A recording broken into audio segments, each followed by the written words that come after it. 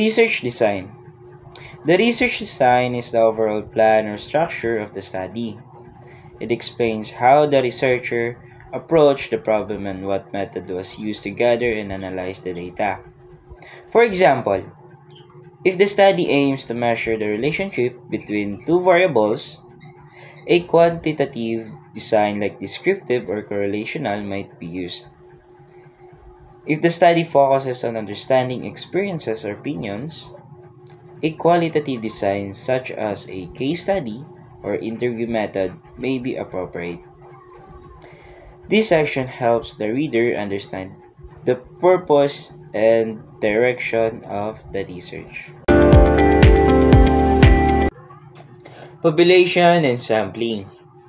This section describes the group of people involved in the study, called the population, and how participants are such as students, teachers, or parents, and how many were included in the research.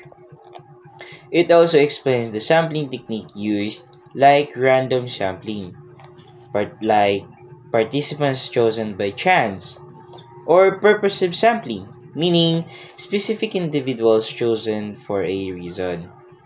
This part is important because it shows how researchers made sure that the data gathered would be valid and reliable.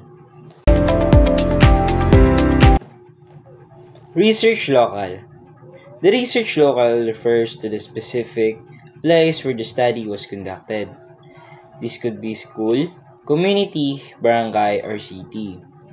Including this part helps readers understand the setting and environment of the research, which may affect the results.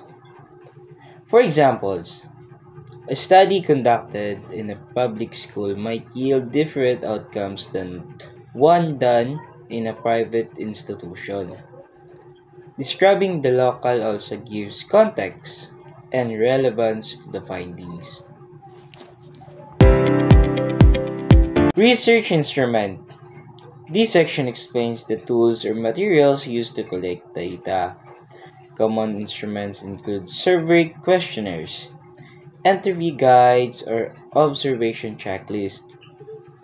The instrument must be carefully designed to gather the right data for the study.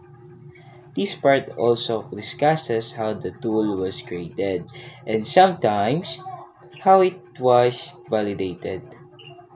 Meaning, check if it's accurate and reliable.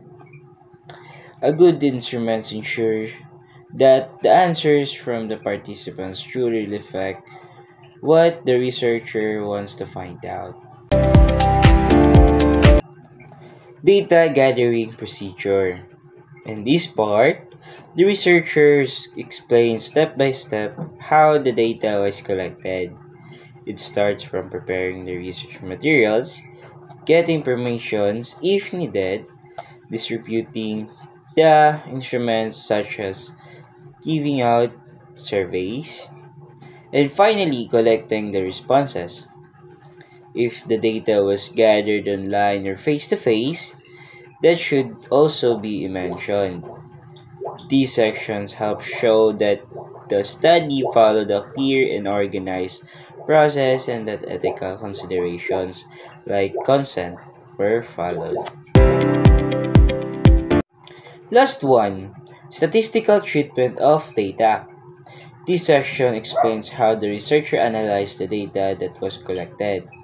For quantitative research, it includes the specific statistical tools or formula used, such as frequency, percentage, mean, or standard deviation.